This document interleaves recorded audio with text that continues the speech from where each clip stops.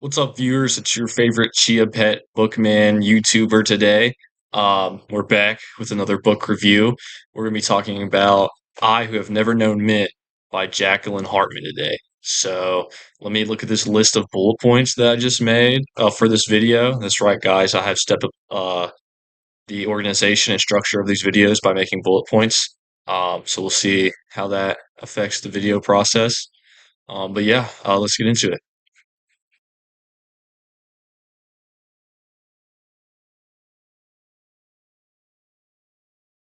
I Who Have Never Known Men starts us off in a cage filled with only women and the story of their sort of day-to-day life in this very weird and unusual system and environment that they find themselves in is told through the youngest woman in the seller's point of view, who I believe in the beginning is sort of a teenager, and we sort of get to see how this sort of lifestyle that they're forced to live affects their mental health, there's their whole mentality in general, and uh, sort of explore why maybe they found themselves in this situation that is very precarious. I have not. I looked at the definition of that word today.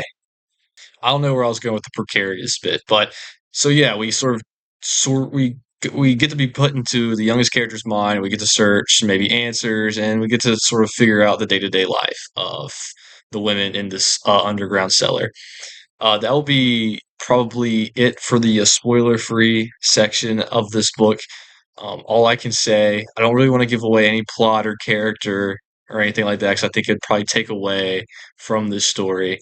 Um, and that's part of the fact that I think I love this book so much was because I had no expectations going in. I was just in for the ride, and I think that's why I ended up having such a great experience with it. So that's all I'll say for now in the spoiler-free section. But if you've read it or if you just don't care, now we will begin. Now we will begin the spoiler section of the review. As you all can see, I did get a haircut. This is due to I feel like when I have a lot of hair on my head, it just I don't think it's straight. So I went ahead and cut it off. But to get back on topic, uh, one thing I really enjoyed about this book, being a philosophy minor in college, is the sort of metaphysical philosophy side that we really get to explore, especially through these characters in the situation that really tests their humanity, questions their humanity. And so there's a lot of questions of what makes me human, what human traits or qualities consider someone, a human, sort of metaphysical, like a Descartes, if you've ever heard of that guy. He lived a long time ago, but you may have heard of him. We get a lot of that sort of questioning, and I did really enjoy that and how that was explored. And it's something that doesn't necessarily go away once they escape the cages. Spoiler alert, they do get out. Um, that's something that, especially the main character, sort of goes through and questions through the entirety of the story. And of course, me being a nerd, I really enjoyed that part of the book. As for the actual writing of I Have Never Known Men, the writing style, I found it to be super digestible. Um, there's not there's enough scene setting to get the point of the scene across, but there's not too much elaboration. Um, flowery descriptions of the environment or whatever. It's sort of not like that at all. And I think that's a part of the intrigue of the story is that the world they live in is kind of plain and repetitive.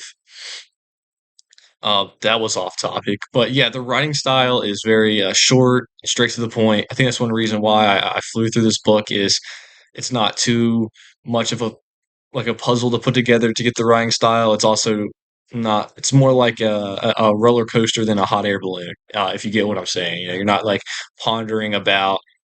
You're going straight into all the beats of the plot, and yeah, I feel like it flowed really well. Also, reading it, in my head and bits out loud. So I do read out loud sometimes. I'll probably cut that. For those of you who love world building and then love eventually getting answers to all the questions of why the world, is this way and why this happens, or don't read this book. because it does not give you answers when you finish the story. You're still left with plenty of questions as to why were all the women locked in cages and the men also locked in cages in separate places. Where are they? It's obvious they're not on Earth, but why are they there? What happened? What happened the day where the catastrophe happened? They can barely remember it, and the next thing they wake up, they're in the cages. You don't get answers to any of that.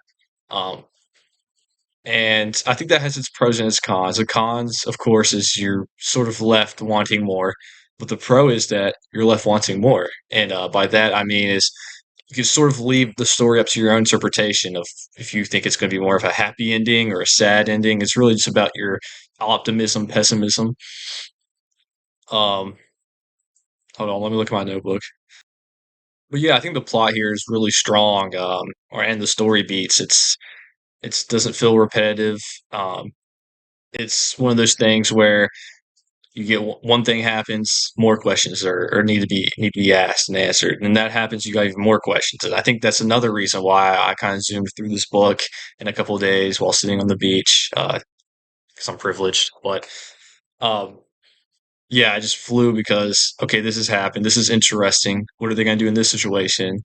And what does this mean about the world? And they move, then they progress, and they progress as a civilization and as a people, and they find out more, like about how everyone else died.